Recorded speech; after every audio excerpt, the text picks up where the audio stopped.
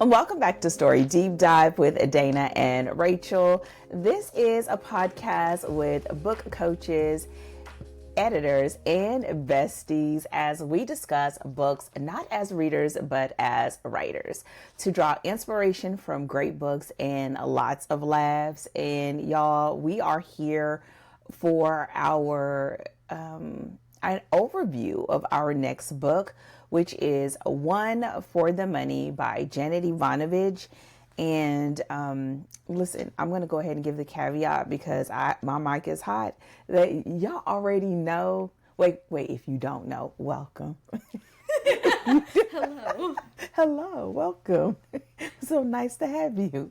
If you have been here a while, you know we record these all like back to back. This is the last one that we record. So we're usually a fit of giggles because we are running purely on caffeine and our brains are usually about to explode after 4 of these episodes.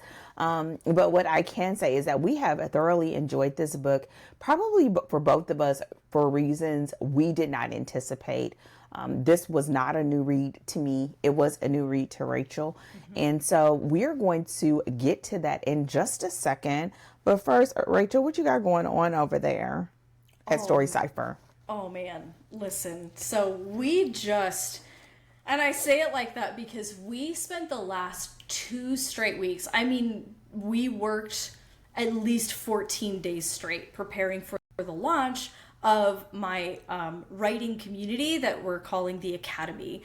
It's probably going to get a little bit more of like a juicier name, but this is the beta run of it. So what I'm doing is a 6-month limited launch to trial run it, find out what are people looking for, making sure that it works and, just getting all the kinks worked out. But to do so, since we're doing it within a limited time frame of 6 months, we're going through a full curriculum of doing a short work from start to finish. So from I have the kernel of an idea to I know what revisions, like I know what I need to do to revise it to put it to its final draft. And as a part of that, I am doing the project alongside everyone. So I'm starting a brand new project and I'm recording. So there'll be, we'll have live modules every month, but then there will also be a pre-recorded video that goes out of me walking through the exact process that I just taught them to create an original work.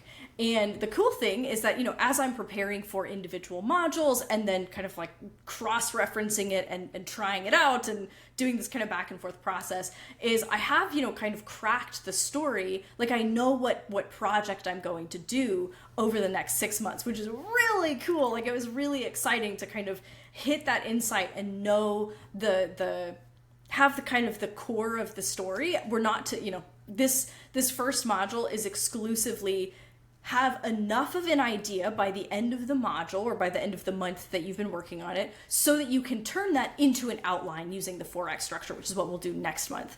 But I know just about everything that I need to know in order to next month create an outline, which is pretty stinking cool. And also this is just, writing a project publicly, even in a small community, terrifying. Absolutely, I am like shaking in my boots over here. So when I'm not shaking in my boots, I'm excited. So I was just going to ask you, how does that feel? It is honestly, I was talking to my husband the other day of like, so if you've been here for a while, if you've been with the podcast for a while, you know that I stream on Twitch. And I found that, I've done a lot of teaching, hosted, I don't know how many workshops and, done live, all kinds of stuff. But, Twitch, I think uniquely positioned, like doing Twitch over, it's been 1.5 years now, has kind of uniquely enabled me to do things I've never done before publicly and be, is it scary? Yeah, of course it's scary. Like, I've not done it before. But it's one of those things where it's kind of for me just another day, as far as like, it's scary, but it also like, what's the worst that's going to happen? I look stupid. I look stupid for 4 hours straight, 2 times a week, playing horror games, which I am not good at on, like on the internet. So it's like one of those things where like, I'm excited to do it and it's, a little scary to do something new, but there's an aspect of like, I feel like I've trained for this, right? Like everything that I've done up until now has led to this moment of like, all right, now you're going to watch me write a thing and I'm going to show you behind the scenes and let you know how many hours I spent pacing, how many times I put, threw my pen down because I was frustrated, like all of that. And the point, and I think that having, motivation for it helps to ease that anxiety as well, because the point is for every person in the program to actually watch someone else do it and say, oh, when I get stuck, it's normal. When I have to pace around and I only, have one idea in the course of an hour and a half, normal. And it's like, it's alleviating the anxiety behind writing by seeing someone else do it publicly and in a spirit of curiosity and experimentation. And that's the approach I want to bring to my own writing. And that's what I want to invite other people to do, is to like take the stakes off it and enjoy it as much. Like there will be plenty of hard work days to be had. So to enjoy it when and as often as you can, right? And to lean into the process and just have fun and create something wonderful and to take the daggone pressure off of the thing. So that having that kind of motivating force behind it, in a way, it takes the edge off of that anxiety because it becomes a service that I get to render for someone else. Girl, that sounds like really good, but I would be super duper nervous.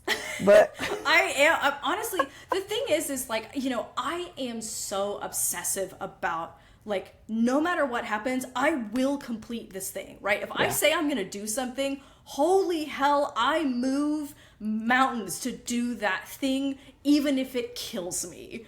And so this is like, I mean, if I'm going to bother, if I'm going to be that worked up about anything that I do, might as well do a creative project and be like, all right, I'm definitely getting something done. Like, it's no matter what, I will present you with something and I will make sure that I have helped you at the end. It's just another day being super intense about everything I do. It's just kind of the way I operate, I guess. Listen, okay, so then what will that look like? Like, I know you said 6 months, and what's the goal state like at the end of the 6-month period? So my goal for me is to have the whole work like completed and ready to go up, like to be like ready to go. Now it's possible that I might need a little more, like a little bit more time to just finish up revisions, do a little bit of proofreading and make light tweaks. I'll know for sure at the end of the 6 months.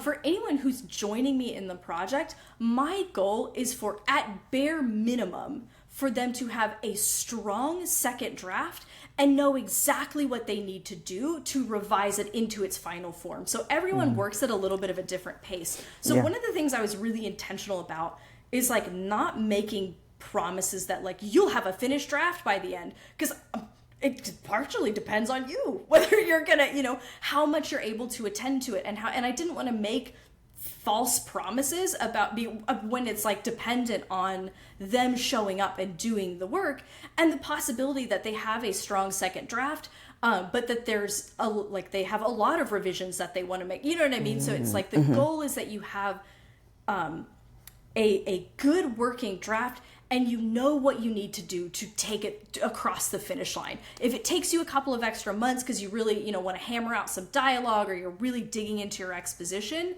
then you at least have the skills and the tools that you need to do that, however long that takes, and to push that across the finish line. Well, I'm excited. I think that is going to be like, okay, so are you targeting a specific genre? So for the program, I'm not targeting a specific genre, but anybody who is joining me, they come from my email newsletter and all of this, they know that I specialize in crime and fantasy, that, this is the approach and the genres that I work in. And I can say, I don't want to say too much about the project because the people in my community, they don't know about it. They don't know what the details yet. So I don't want to spoil it out on the podcast before everybody in the community knows the details. So maybe, in a future month, I'll talk more about it. But I will say it is, in its current state at any rate, it is going to be like the core of it is going to be a mystery, but it's going to be kind of magical realism. So it's going to be, it's going to kind of combine both, right? My love for fantasy, but not in a hard, strict fantasy, more in that magical realism space. And then at its core, like at the plot, be a mystery. So I get to kind of bring both so that I go through the process on both sides of, light world building and also plotting mystery. So like, best possible outcome ever for this 6-month cohort, like for this beta group, would be what? For them or for me? For them, for you. Okay. The best possible outcome would be to have a bunch of writers, however many writers come out with a finished product that they're proud of, but not just a finished, because we're doing, since it's only 6 months, it's going to be a short form project. I've invited everyone, if they want to bring their work in progress, knowing that, they probably won't finish their full novel in 6 months, but apply the lessons to their work in progress. They're perfectly invited to do that. Or if they want to do just a smaller scale project alongside me, there's going to be application for both.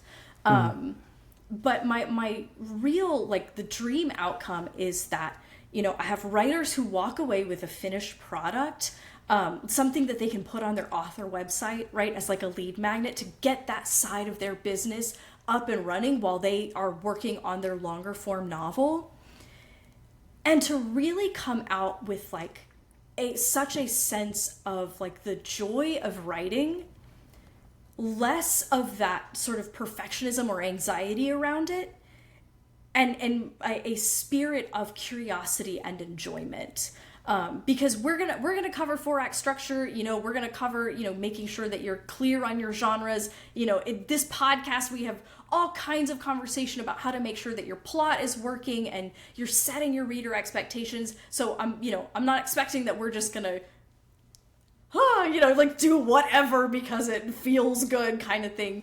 But to really be intentional and joyful, and to let that be, full of curiosity and experimentation and enjoyment, so that when they, when the community opens broader in January, I hope they all want to stay. They love it so much, but that really, even if they were like, it's been fun, it's been real, it's been fun, it's been real fun, but I'm going to move on, that their approach to writing, that they take that with them, right, out of the program of, it's not scary, I can actually do this and have a whole lot of fun doing it. Like, that's I think the best possible outcome for me.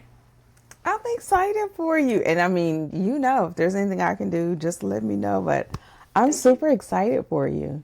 Thank you. I'm excited. This feels like, over the last 6 months, finding my footing for, what is Story Cipher at its core, and feeling like I've hit on that thing of like, I think that this is what I do. This is, this is the spirit of my coaching and my editing. And I knew that this is the attitude that I bring to my coaching, but now this is like building Story Cipher into like, this is what we do at Story Cipher. If that's your jam, like, come on in, the water's fine. If it's not, that's fine. Like, because that's what I love about being in writing, is that there are a gazillion different approaches and all of them work for somebody, right? And so if my approach is like not your jam, there's so many opportunities for all these other places that can get you where you want to go. But this has kind of become like what my lane is. Not just in my genres, because I've carved out, like, I do crime, I do fantasy. This is where I live. But then also the approach to creativity as well. Mm-hmm. Well, listen, I'm excited for you. I think there's nothing like really seeing the way that you see story and your approach in action in someone else's hands.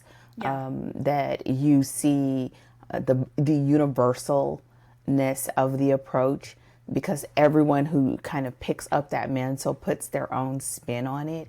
Yeah. And to see how, and you've seen this before because you've worked with a lot of students, so I'm not telling you anything new, but seeing how, it operates and still stands. Yeah. And it makes you even more like, yeah, this is it, right? Yeah. And so I'm excited. Now, okay, one last question. I hope this is not spilling the beans. So over this 6-month period, like, is that weekly? Or, I mean, if you can't share this yet, like, what does that look like? Okay. Got you.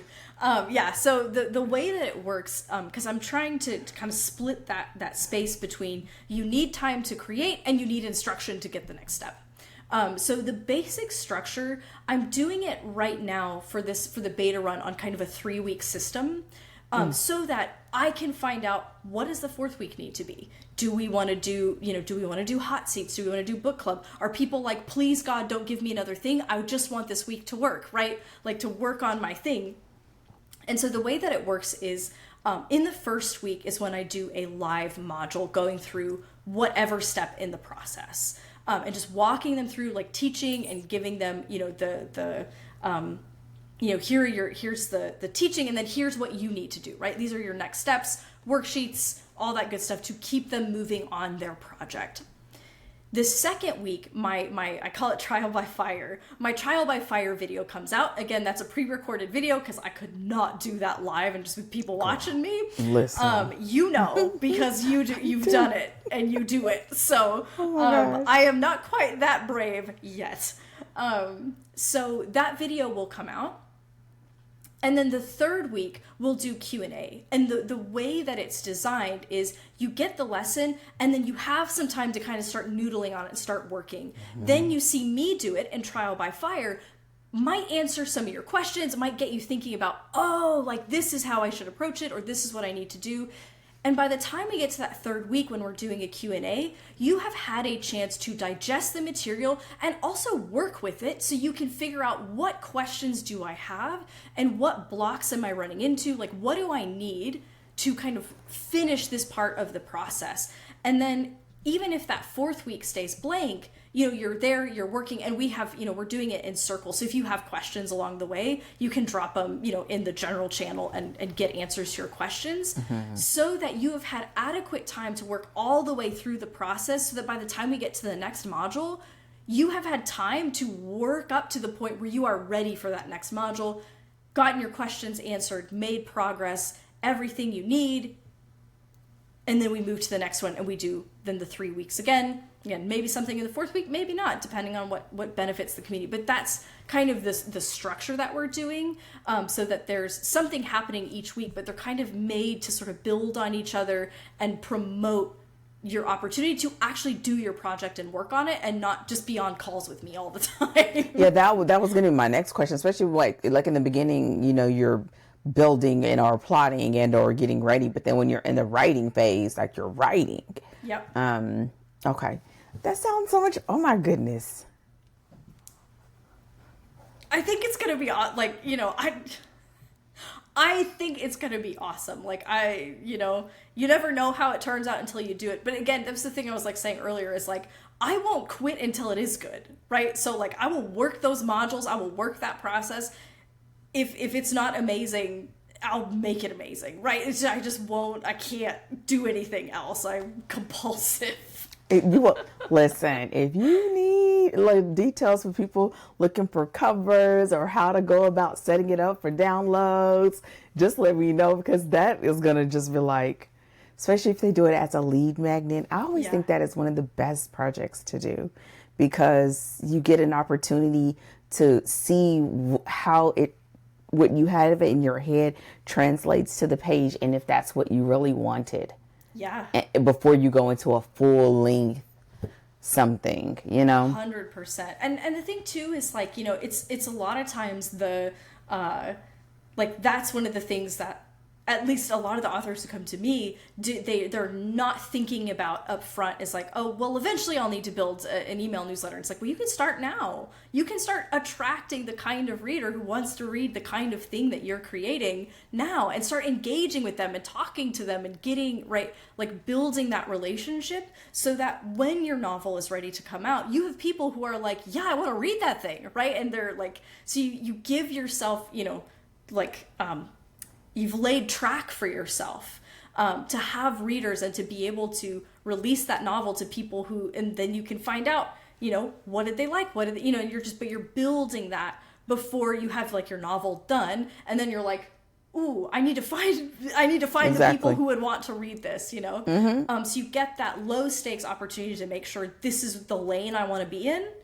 And if it is, then you're like ready to start building that relationship with readers, and you're building, right, if you're doing that all along the way, where you're, sending out weekly or bi-weekly, even if you start with a monthly, right, newsletter to connect to your readers, to grow that email list, you're building that relationship so that when the novel comes out, it's going out to somebody already, rather than it comes out and you're met with crickets because because nobody knows that it happened. Nobody knows that it came out because nobody had a chance to find out that you exist, Oh yeah, totally no, because that's where we always start. Better than anybody, girl, because ain't nobody trying. Listen, I think I always stress the newsletter building.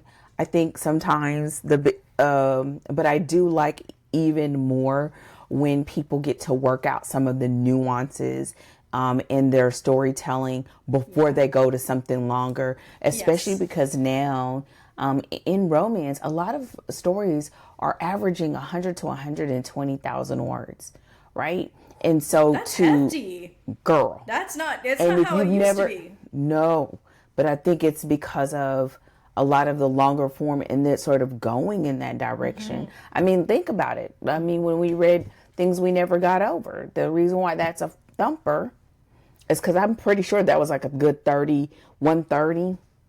Yeah. 130,000 words easily. And so to go into that as your first like complete thing, or mama, maybe, yeah, that's like, if you could choose between starting with 550 pages and, I don't know, 100, 120, 50 to 120, somewhere in that range, 120 sounds pretty good. Listen.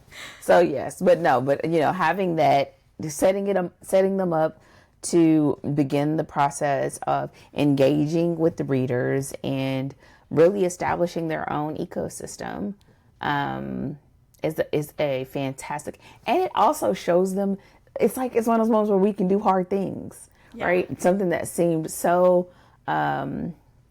foreign before or distant is now something that you do. It's what you do. I'm so excited for you. Oh, thank you so much. Jasmine, I haven't slept in like 14 days, so I hope it's really good, and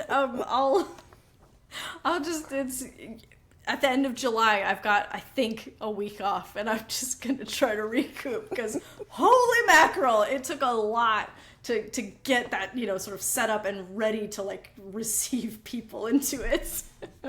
How do you feel about the process of doing that, though? I know that it's something you've been slowly working towards. Like, it's almost like a squirrel gathering. Yeah. And now that it is out there, how do you feel about that? I think, I gotta be honest, I think I feel almost more nervous or like more scared about that than I do even about the writing project. Because the writing project is like, this is just an experiment. Whatever happens, happens.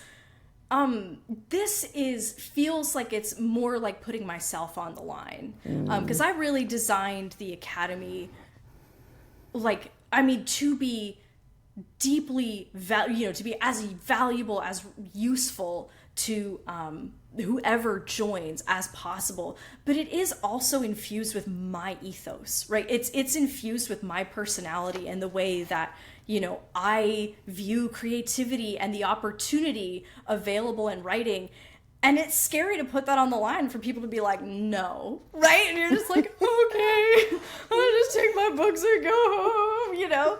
And so I think that that's probably, you know, because this is the biggest offering that I've made, right? I've created a whole resource library. I built out an entire curriculum, did all of this, which is different from working with just one person, right? One-on-one, where it's just you and me, and we're working on your story. We're going to see this thing through to the end, versus sort of like presenting yourself to the world of like, this is what I have to offer. And then you have to find out if people want it or not. And you're like, oh my gosh. So that's probably the scary, you know, I feel proud, but it's scary this early in the process. Mm-hmm. Well, as your friend and someone who knows that you do excellent work and you put yourself in everything, I would invite you to just allow yourself to bask in the fact that you've done it, right? Because sometimes whenever you're launching something, I mean, this happens with books all the time. It feels like people don't like it, or listen, infamously, the people who have a 2 or 3 star review always read the fastest. Like, go sit down somewhere, right? But if it's like, you know what, you know, I challenged myself to do a thing and I've done it. Yeah. And the fact that you had the opportunity to sort of distill down, which I think is one of the hardest things ever, you know, the things and having to suss through like, what's the most valuable, what's going to help them move the needle, you know, try not to confuse them, hoping that they have clarity, and hoping that it's a supportive and clear and whole process that they feel comfortable enough to be themselves, to do their best kind of work. And I think, honestly, you can't do anything else other than that, other than to keep telling people about it. And you've done that. You're doing that. And so I am so proud of you and so excited for you, and to see like that you get to flex and say, you know, yes, 6 months was great. Now next I'm going to do 3 months, or next time I'm going to have it pre-recorded or whatever. You know, I'm all about, getting it out there, and it's going to do what it does. Yeah, I just want to say, like, and I know, you know, I promise podcast listeners, you know, we're going to get to talking about the story itself. But I'm happy to be able to take this opportunity to say this on a recorded line where everyone can hear. Like, Dana, so much of this has like are things that I have learned from watching you. Like, watching your relationship to writing has dramatically altered my relationship to writing and what I see as being possible. Because I come from, like, English class and literature. It's, like, kind of high stakes out there, man. Like, it is, like, scary times, you know? It's sort of, like, it has to be brilliance itself, and it's everything is my magnum opus, and all the pressure in the world is on, you know? From 1800s. Listen. You know me and my 1800s books. Dust it off. But like, watching the sheer joy that you bring to writing, like, it opened my eyes to like what creativity really can be. And it was the, like, I feel like it was the door through which I was able to find my own relationship to creativity of like, I think this is right. I think this is how it should be. And I think this is the invitation that we have as creatives. And like, I believe in this, and I was introduced to it by you and by seeing the way that you relate to your projects and your writing. And also watching you launch programs, and just like getting to kind of sit and watch you do things and sort of make mental notes, but also watch you put yourself out there the way that you do, and, you know, launch bigger and launch different and just constantly move and try things and never be deterred ever. And just to keep working the process, and you're smashing it out of the park regularly. That has shaped so much of the way that like I see creating and like where I am now, like launching a program like this. I don't know that I ever would have done anything like this had I not met you. Like, I don't think that this would have existed in my world had I not watched you do it and been like, you can do some crazy, like the things that are possible are way beyond the scope that I had in mind. Because you met me when I was a $15 an hour editor. Girl, right? listen. Like, I mean, this is, and so like you introducing me to what's possible has shaped what my business has turned into. And I owe so much of that to you. So for anybody who's listening, if you're not following Dana's stuff and watching what she's doing, walk, don't run. No, run, don't walk. I got it backwards. Run, don't walk. Pause this episode, or if you're on your phone, go look up Dana Pittman at Danger Tales. She's amazing, and she is one of my freaking heroes. So I'm glad to get to just say that on the podcast where everyone can hear how honestly awesome that you are. So anyway, I appreciate you. You're going to have me crying. Okay, listen, I don't be putting on my good makeup or a full face of makeup for this. You know what? Thank you. I think there's something about being able to do what you love in a way that's honoring to your life. Yeah. I always tell you, if this doesn't work for you and it doesn't work for your family, if you and your husband ain't cool, it's not cool. Right? All money ain't good money. Mm-hmm. And listen, you're going to pay me for my time, but at the same time, that's never, I'm probably more heart first than I sound like, because I really do care about people reaching that goal state in their lives and really being and showing up fully as the person that they want to be. Because it has always been so important to me how I show up as a wife, how I show up as a mother, how I show up as a coach, how I show up as a friend, and a sister. It's and some of those relationships, they get another part of me and some don't. And where I am is where I am. But I think it's something so amazing to be able to pursue something you've always wanted to do and to help other people do it, because we hear way more no's than yeses. Yeah. And the no's are a lot louder than the yeses. Yes. And so to have someone that says that, you can do this. Is it hard? Yes. But can you do this? Yes. Listen, there are people that are not half as smart as you, okay, that are doing this. Don't let them get you, girl. The thing that fires me up is there are people who are half as good at their job, or who are faking their way through the job, charging 10 times as much money as me, and I am hang on a minute, whoa. Shots fired.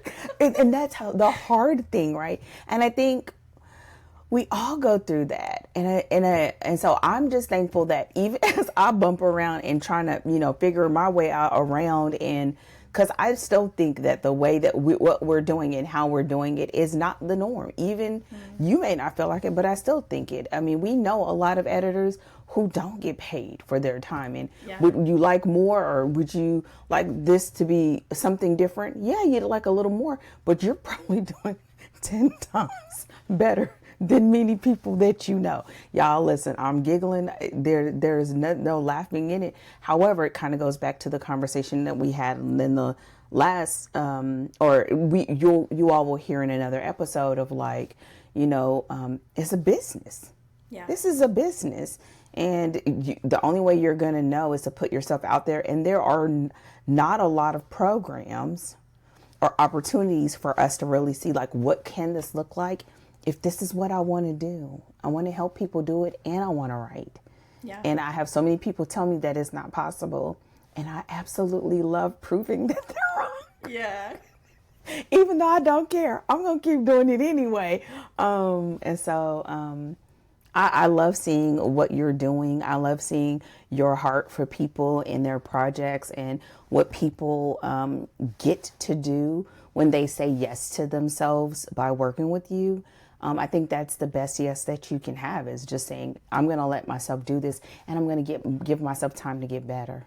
Yeah. That's the best yes that you can give yourself as a creative. And it's the best way to put yourself in an environment that's supportive before you step out into one that's not as kind all the time.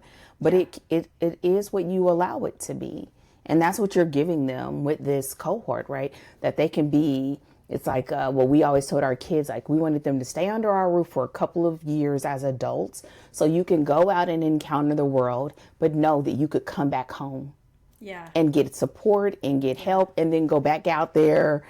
And that's what you're offering them, this supportive place to be challenged, to be coached, and to then have a finished product before people try to tell you what can and cannot be.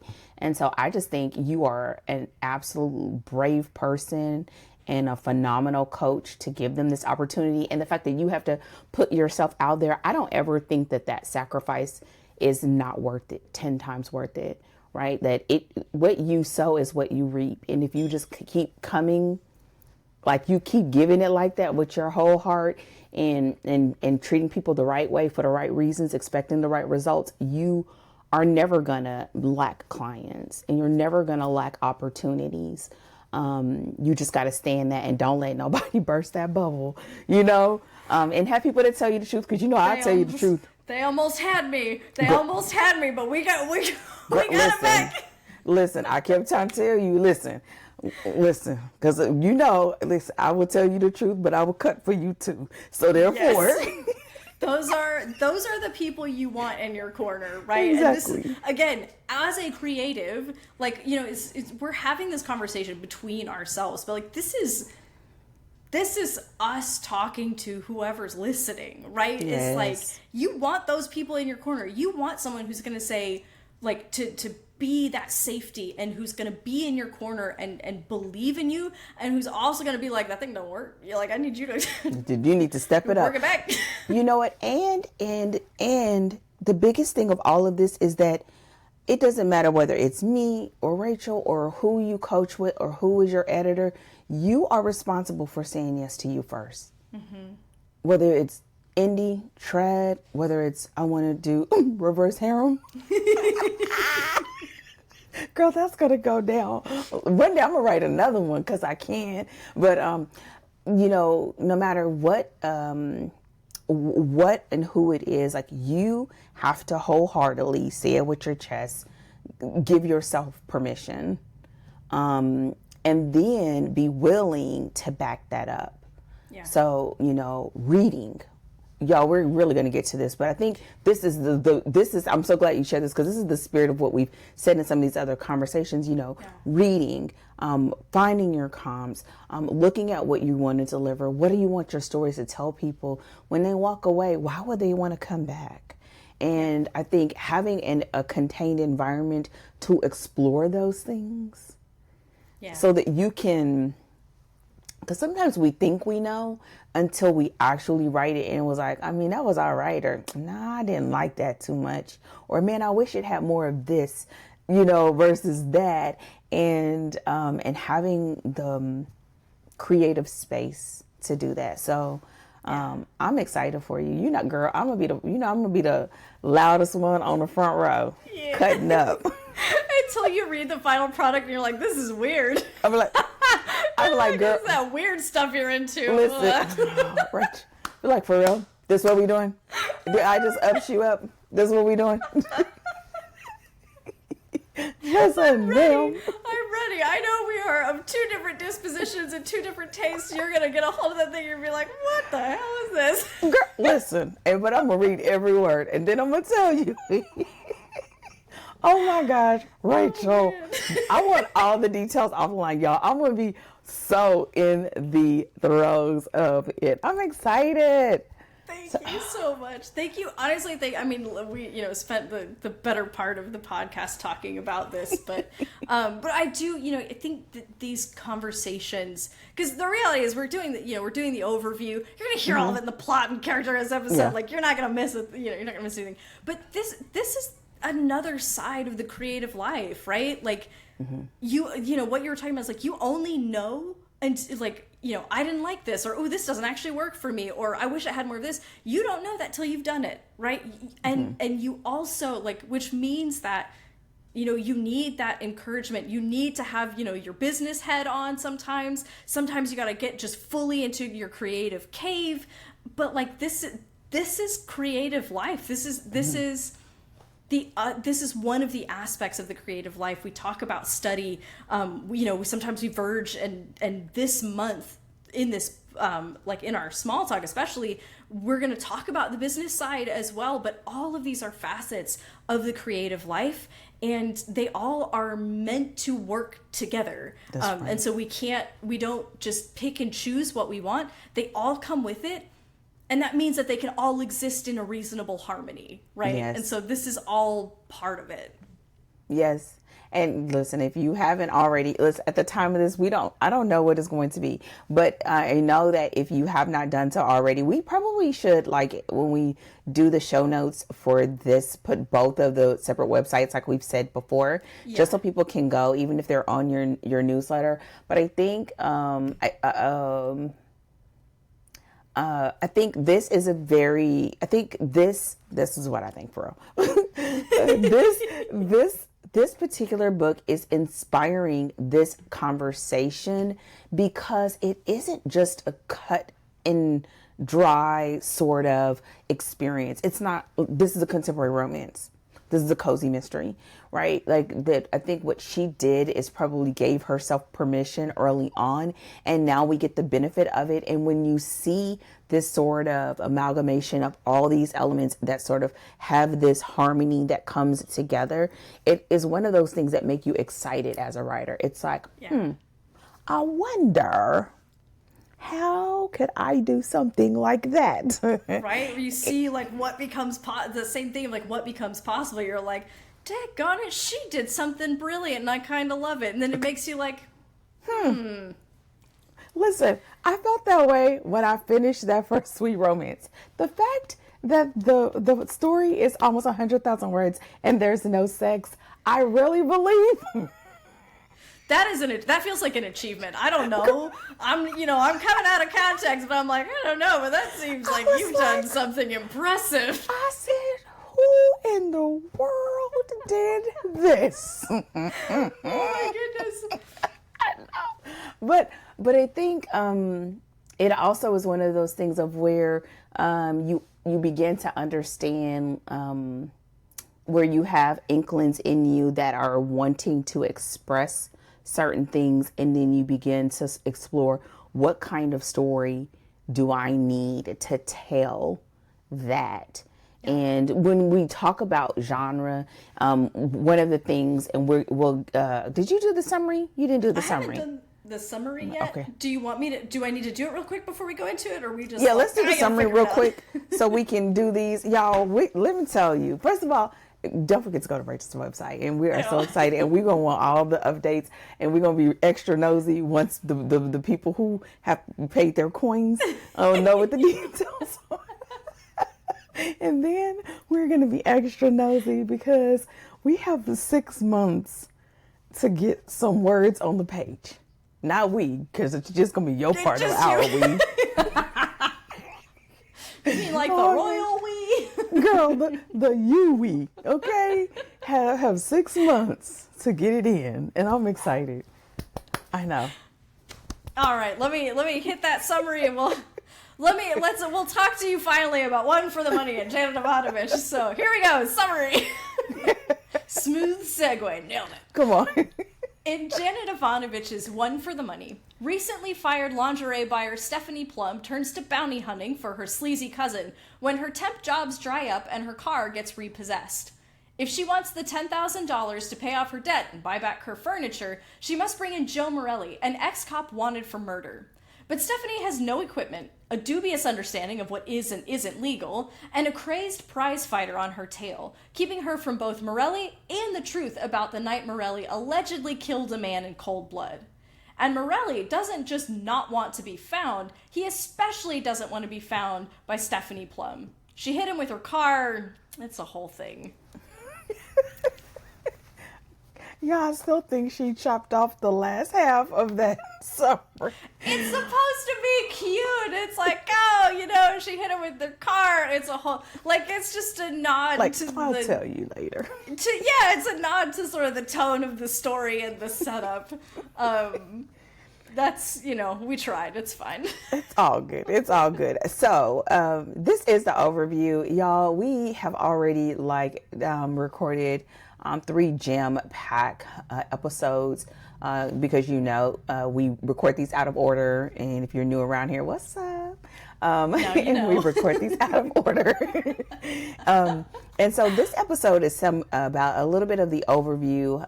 You've heard the summary, but we sort of like to pluck out some of those general things that either you will start hearing, you'll hear on repeat, or we really think it's important to emphasize. And sometimes there are things that it really didn't have a slot because we only have those areas that we want to point out now.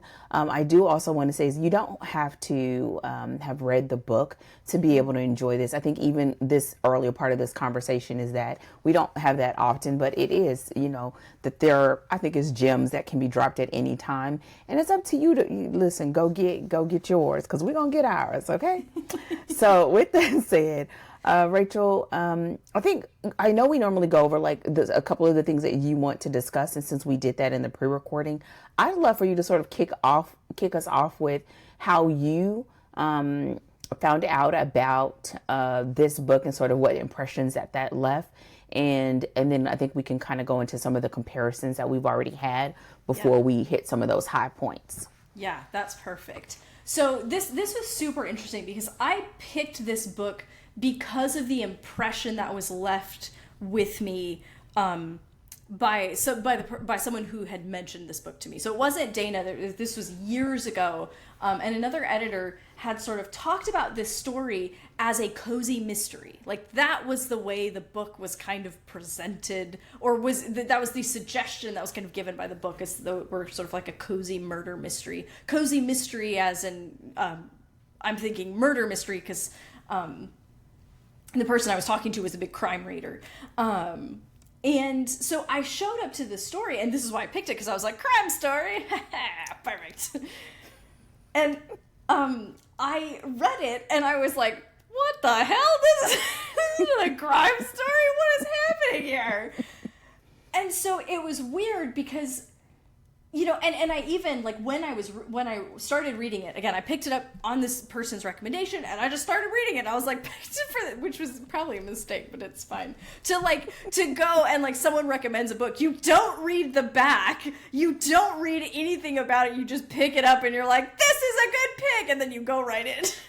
That is always me with your picks until you got me 2 times. And then you're like, oh, fool me once, shame on you, but fool me twice. So I show up to this book and I'm like thinking I'm going to get a murder mystery. And it starts with, hey, basically, she loses her job and her car gets repossessed. And she goes and she's like, oh, I'm going to bring in this guy who's, who's skipped on bail. I need to go find this guy. And I was like, this is a murder mystery? And I kept reading for a while and I was like, is there going to be a murder? Like, what, like, the guy was wanted for murder, but I was like, I kept reading and I was like, I think I'm in the wrong book here. Like, what's going on?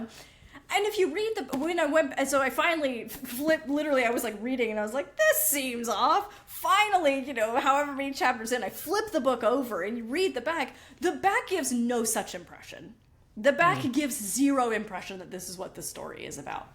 So at first I was, I was just confused, but it's interesting, right? Because this is one of those instances where, like, Janet Evanovich made no suggestion that this was a cozy murder mystery, and I brought this assumption from somewhere completely else to the story and was confused. And something that I think is, I literally made a note in my notes was like, sometimes what people expect from your book isn't your fault, Yeah. Like, that does happen. But what I think Janet Evanovich did right, and it signaled, especially because, I work in this genre, it signaled to me immediately that I had the wrong impression of the book, is, right, she starts us out with, I am looking for this person. I am chasing down someone. And I'm like, oh, I think we're in a chase story, right? And so she set the expectation of what was going to happen. But let me tell you, for a minute, I was real confused because I was like, what story am I in? What in the cozy murder mystery is this? Not a cozy murder mystery is what it isn't. So that's kind of how I showed up to the book. But also this kind of leads into it's almost like Janet Evanovich very quickly corrected my misinterpretation because of how she set the story up. So I knew This is whatever this person told me. This is not that. This is something else. And she snapped me to attention and was like, psh, psh, psh, psh. No, ma'am, this is not that kind of story. Is that what she did? She sure did. Reach right out of the book. I think that's very interesting. My story origin with the book is I read it over 20 years ago. Yeah. 24, 25 years ago, to be exact. And it was already fairly popular because it was already in mass press. Because that's where I bought it. I think I bought it at the airport. Yeah. And I now, knowing like what I do now, I think a lot of it does sort of give a lot of that impression. If you look at how the title is done, how the colors are done, that it sort of does give off this lighter impression of the content, even though it is a little bit heavier than that, like what the impression is. So I can get that. I think also one of the things for me was the whole like noun leading with the Morelli thing of how they knew each other and the choo-choo and all this stuff. I was just like on the there's the first page and then this happens on the other side of the first page and you're like, what in the world? What is going on? And so it almost gave the impression that it could have been some sort of romance. Until until she ran him over with the car and all of that. And so I think a whole thing. It is a whole thing. And so I think this sort of sets up some of the things that we will say repeatedly across this, let's say series, because we do 4 episodes, is really one of the things that I wrote down is like, who is your reader and what are their expectations for the story that you're delivering?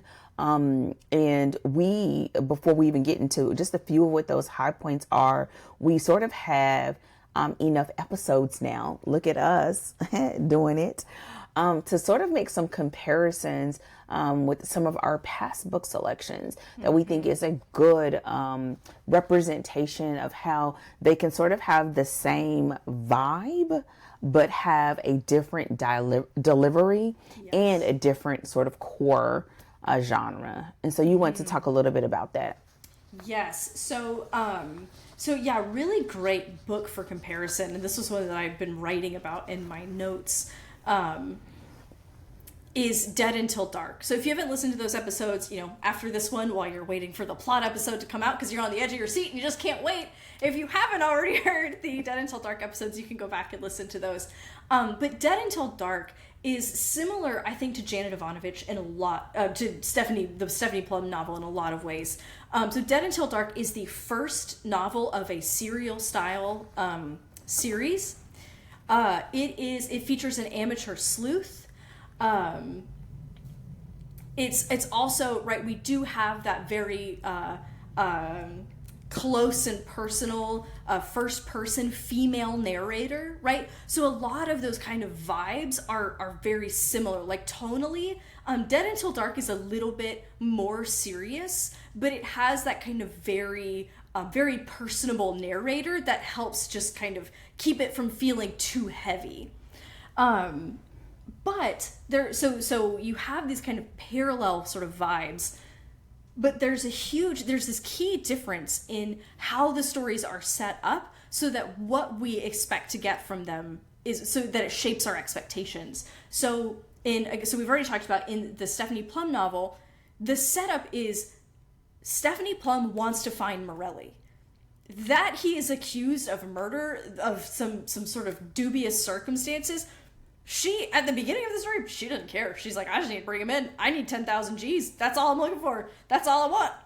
And so the story is set up, and even those first chapters are, I'm looking for him, I'm trying to find him, and she's chasing him. Contrast that with Dead Until Dark, which opens with, early in the book, there are murders of girls around town. And very quickly, Sookie Stackhouse, her explicit goal is, I want to find out who's killing these girls. and the reasons why are personal to her, but it becomes very clear that Sookie Stackhouse is looking for a murderer. So we know that at the end, we're going to find out who done it. That's the promise that gets established early in the story through our inciting incident and through like Sookie's, sort of external, explicit sort of goal pursuit. And so you can see how these two stories are very similar. Serial, female, amateur sleuth, in the sort of like, we're near crime, right? So like Dead Until Dark is explicitly an investigation, but Stephanie Plum, she's in the crime zone as far as these are people who have committed crimes, and they've skipped on bail and we're trying to find them. And then kind of on the side of that story, other crimes have been committed, which are kind of interweaving with the story. But we know that what we're trying to find out is, by the end of the story, did she catch Morelli? Did she get her $10,000? And we know that that's what we're looking for by the end of the story versus Dead Until Dark, which is, who the heck is killing these girls? Mm-hmm. I think it's also important to point out proximity, both small towns, tight, close-knit community.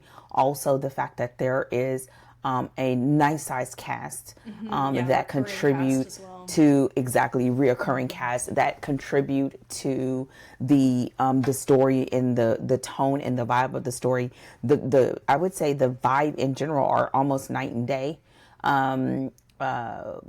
One for the Money has the humor that sort of relieves some of that tension. I think in Dead Until Dark, she has a sassy nature and her sort of inquisitiveness that sort of keeps it light, almost not a purity, but almost because of why she's doing it. I think it sort of lightens it up.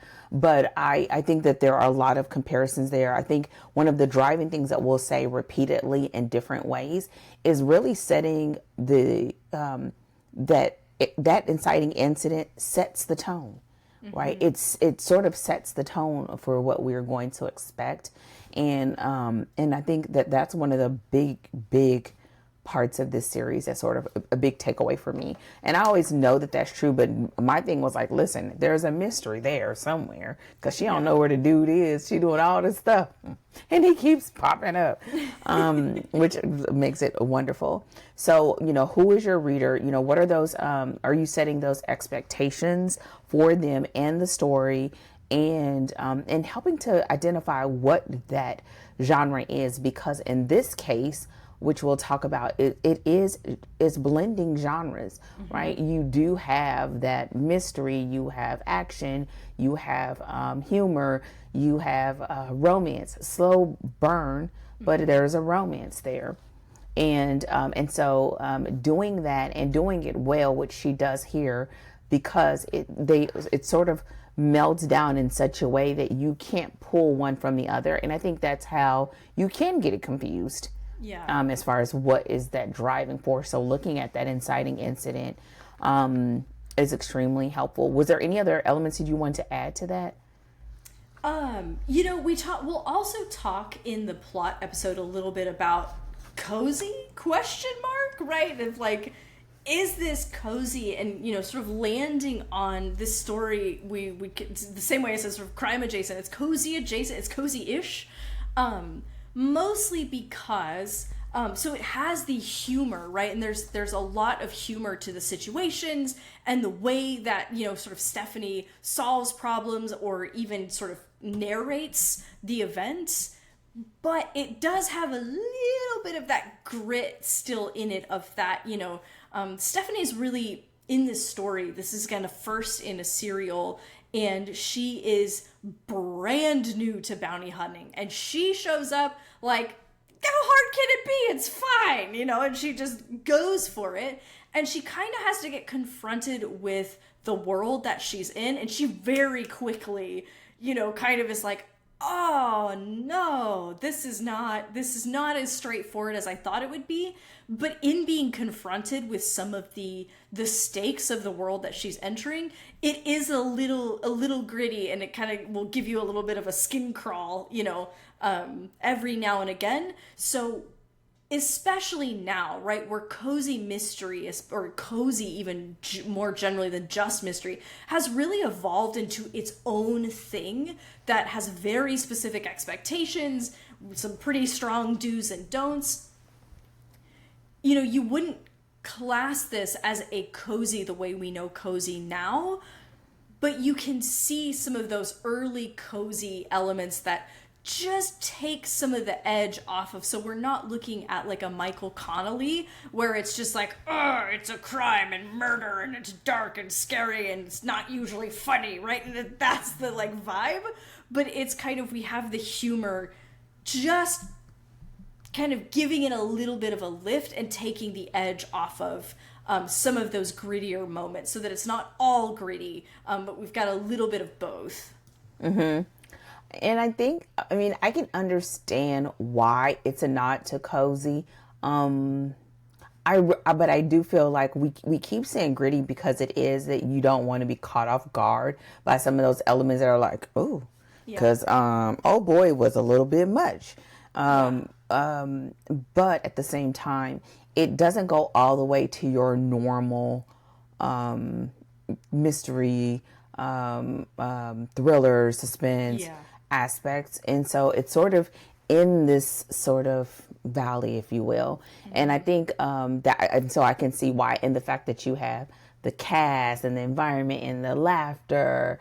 And I think she sort of maybe even offset it a little bit by having a few extra humorous elements, like you have Lula and Grandma Mozart, or that both sort of, and even a little bit Connie, that's a little bit sassy, the assistant or whatever, that sort of helps with that.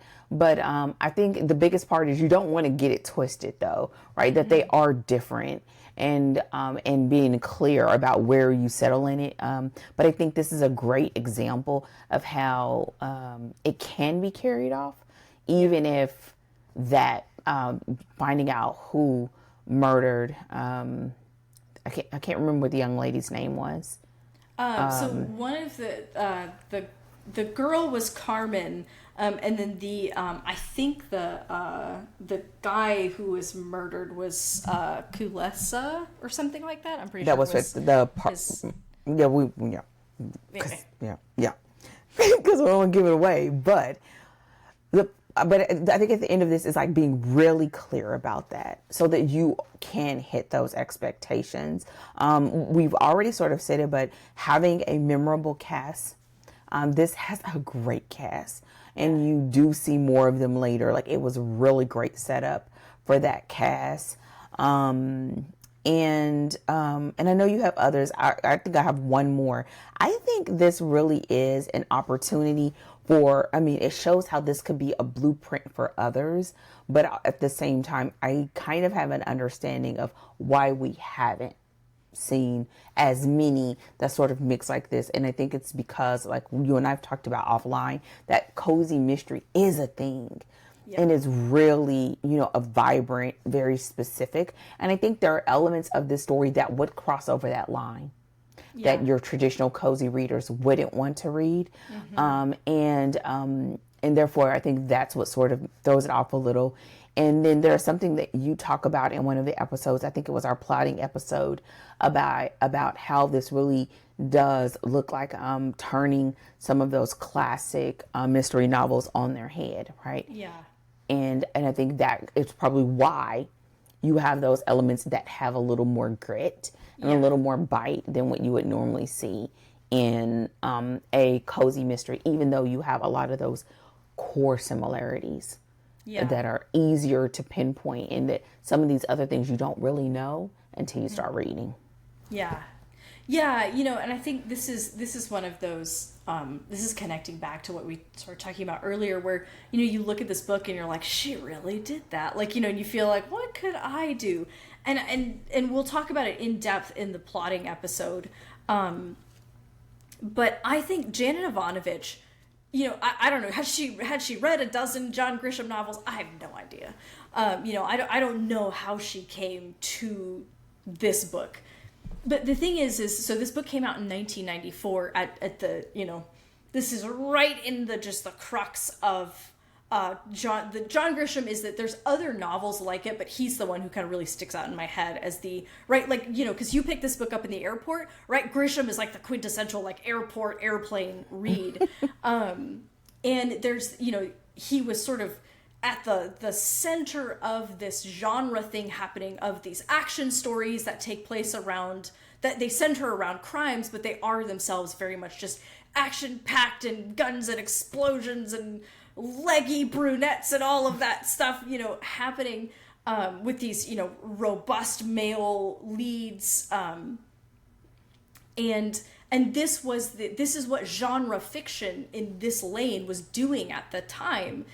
And so then Janet Evanovich rolls up and she's like, yeah, but what if she don't know what she doing? Like, what if she is, like, instead of being the ultra competent, dude who just gets in there and he's like, I know how to solve the problems, I'm so good at my job. What if she doesn't know, what if she's brand new on the job? She doesn't even have a background in this. And she is put in a situation like a Grisham novel where she's trying to chase down, an alleged convict.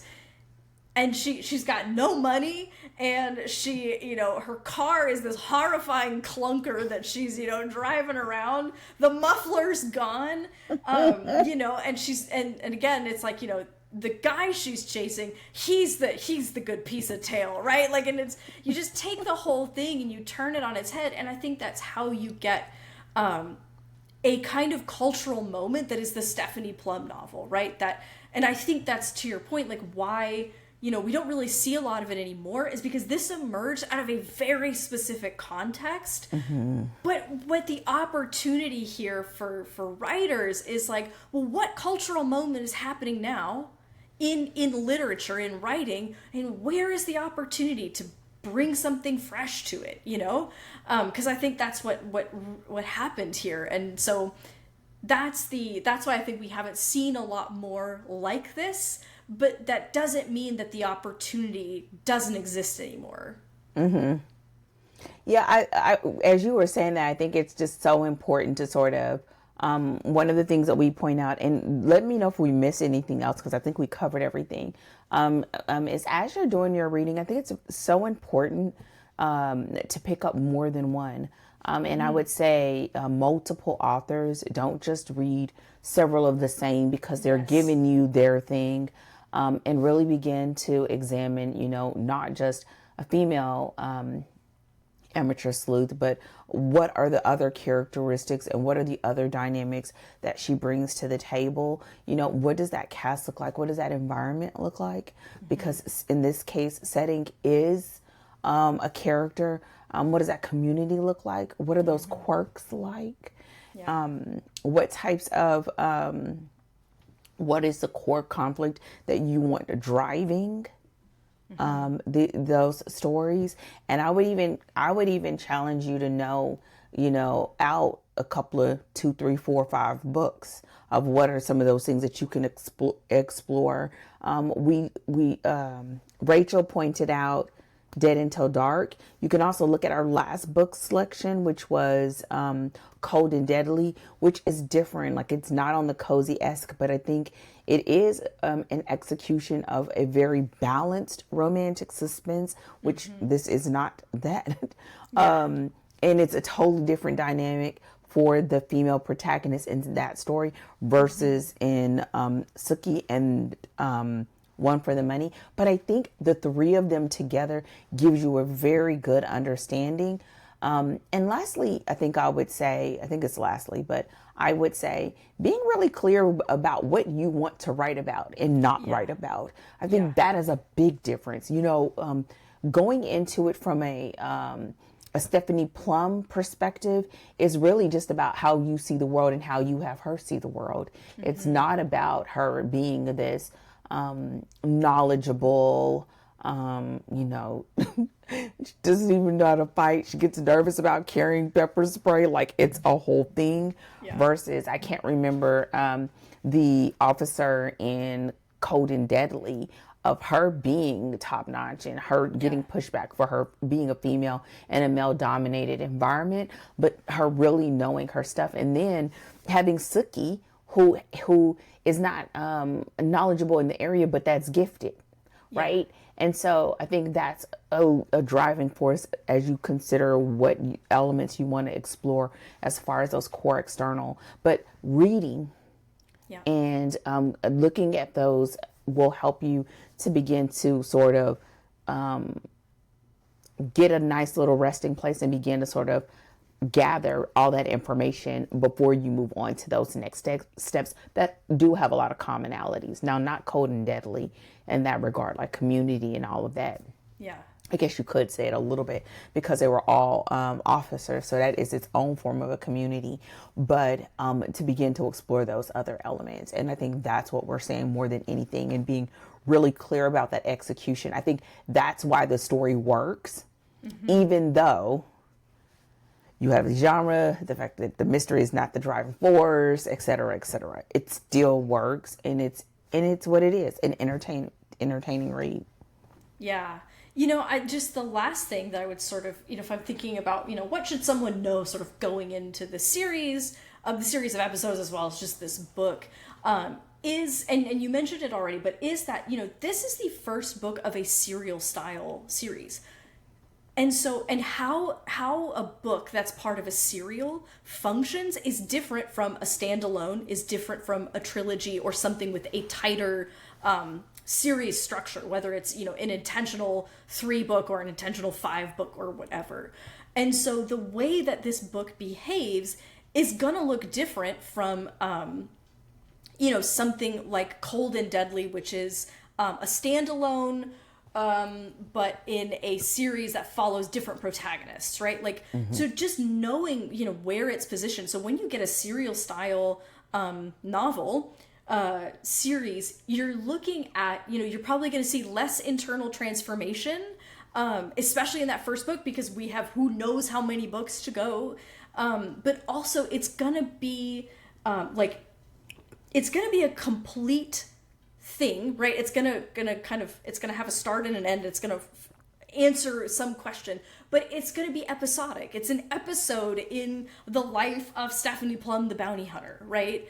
And so I think just knowing that to set your expectations of, like, when you're like, hey, there was no internal arc, and it's like, of course there wasn't, because there's like 30 more books, she needs room to go somewhere, so just knowing that when you go in, so you set your expectations of the kind of book that this is and what it sets out to do, which is set up a running serial of these episodes in Stephanie Plum's experience in this role, and setting up characters and setting up the kinds of conflicts and all of that. And again, it's a lot of setups, even though it still is a complete, right, one complete story. So just knowing when you're getting into a serial, same thing with Sookie Stackhouse, right? It's like, this is the first book in a serial, which means there's, we're setting up a lot more kinds of things we're going to explore. She's going to grow a little, but there's a whole lot more series to go. And so you just kind of calibrate your expectations based on what the book is and what it's trying to achieve. And I think more than anything too, I mean, not more than anything, but it really is the type of read where you want readers to sort of be submerged. This is how you can have 5, 10, 20, 30 books that they want to go in and get lost in this world. And you have to build something that's cohesive. And it's not just about Stephanie or Joe or Morelli, right? It's this whole cast. And so is there any other elements that we need to cover before we sign out? I think that's everything. That was everything that was on my list. Y'all listen, your girl over here killing trees, but I have my notes. So with that said, thank you so much for joining us for this overview. This is the first episode in this, our 4 episodes about One for the Money. Should you read the book? I think it's a great book to read. I think it's a fast book to read. It's fast paced. It is available. As always, we try to find books that are available on audiobook as well. And so that's available. But if not, you can come on back to our next episode where we will be talking about the plot in One for the Money. And that will be in your inbox next week if you are subscribed. So if you are not, visit storydeepdive.com and leave us a comment and or a question. And don't forget to subscribe so that you will get notified when we have new episodes. I think we are out. We done gushed. We done almost cried. We done laughed. And we done kicked off this series. And we will see you next week as we talk about the plot in One for the Money. With that said, we are out. Take care. And as always, happy writing. Goodbye.